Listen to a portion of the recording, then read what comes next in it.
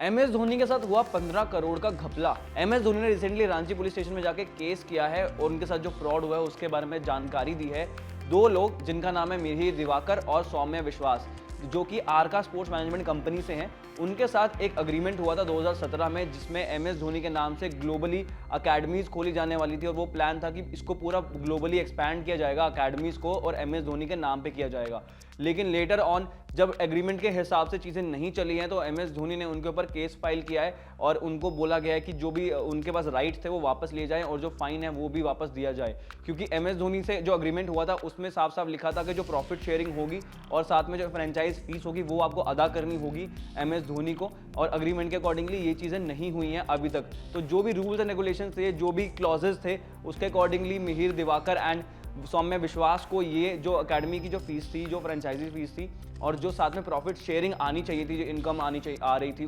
उसका जो पर्टिकुलर कोई परसेंटेज शेयर होगा वो एम एस धोनी को देना चाहिए था, लेकिन वो चीज़ें नहीं हुई हैं। और एंड ऑफ द डे यही सीन हुआ है कि एम एस धोनी को एक केस करना पड़ा है फाइल उनके खिलाफ, आरका स्पोर्ट्स मैनेजमेंट के खिलाफ, कि उन्होंने जो अग्रीमेंट था उसके अकॉर्डिंगली टर्म्स को मेंटेन करके नहीं रखा है और जो राइट्स दिए गए थे उनको एम एस धोनी के नाम पे अकेडमीज खोलने के, वो वापस लिए जाएगा अब। और इसी के साथ जो एम एस धोनी के वकील है उन्होंने बताया कि